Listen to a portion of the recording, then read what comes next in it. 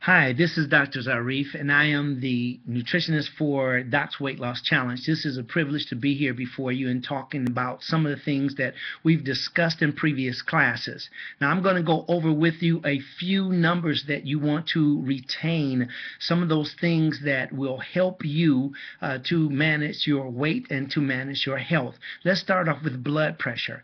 Your blood pressure should be a 120/80. That is a healthy blood pressure, sometimes lower if you're very fit, sometimes a little higher, and some people naturally run a little higher, so don't panic.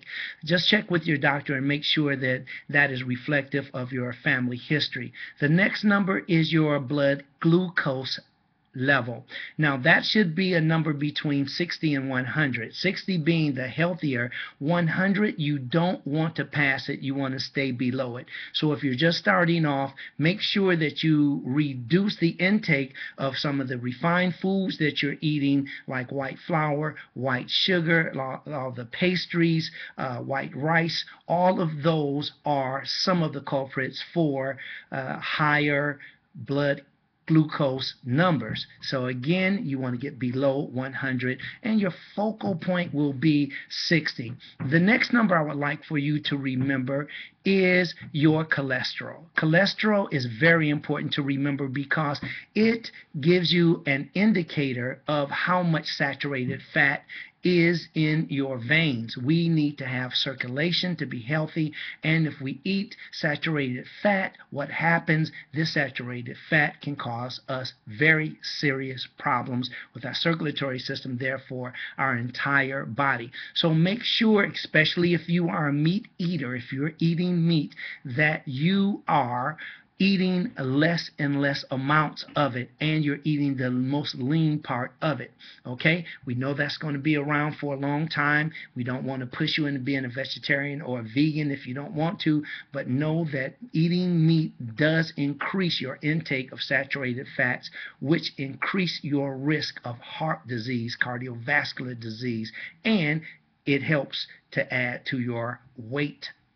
Now, let's move on. The next thing that I would like to keep in mind is your waist, the waist size, the size of your waist. We want to get it down. Now, it won't just come down by itself, as we talked about. I think we just talked about it earlier, but I've done this recording so many times, it bears repeating. So again, just keep in mind about that waist. Keep it down, and by exercise and moving around, you can increase and improve your waistline. Now, how can you do that, and how can you keep yourself in tune with what's happening with your motion?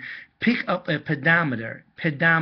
A pedometer is very, very important. You can pick this up from a Big Five. You can pick it up from Sports Chalet or any of the fitness departments in the department stores. You need a pedometer to catch or to count your steps and your movement through the day. Some are very sophisticated. You can get these from like more sophisticated stores, but you can also get one that is sufficient for what we're talking about, and that's to get a good idea. For instance, about every 10 to 12 steps you'll find you're burning 1 calorie. About 2,000 steps equals 1 Greek mile. So this gives you an idea of what you're doing. Basically, you're going to walk about 5,000 steps per day, and that is just a basic count for those that are even sedentary. So we want to get more than that. Start off with 5,500, then 6,000, then 6,500, then 7,000, and so forth. Okay, now let's move along to those numbers for food: 1, 7, and 13.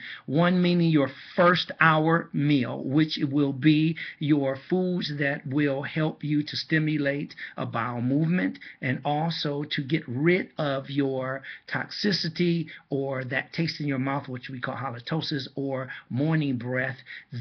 These foods are the cleansers, so fresh raw fruit. And when I say raw, I'm not talking about sushi. Okay, next, our 7th-hour meal is our largest meal. It consists of protein-rich food. So if you're a vegan or vegetarian, make sure that you eat from your beans, your nuts, like legumes, even brown rice has protein in it. And many of our vegetables, the different tubers, which are like potatoes, sweet potatoes, even carrots, have protein in it, kale, spinach. So you don't have to eat meat in order to get protein. For those of you that do eat meat, chicken, turkey, and so forth, eat the leanest part possible for protein-rich foods. Eat that along with vegetables. Lastly, your smallest meal is the 13th hour. This is your smallest meal, and it should consist of whole grains, and that is brown rice, farina, quinoa, oatmeal, steel-cut oats. All of these are whole grains. Why? Because they help you to get into that more relaxed state because of the tryptophan being converted to serotonin. We'll talk about more of that in class. But for now, know that that's your smallest meal. Do not eat protein during this meal. Do not eat any types of meat during this meal. No fats, no cheese, no milk, none of that, because it interrupts with your sleep pattern and some other really unhealthy things. Okay? This is Dr. Zarif thanking you very much for tuning in, and I'm going to keep you abreast of what we need to do. Good luck on the or with the Doc's Weight Loss Challenge. See you soon.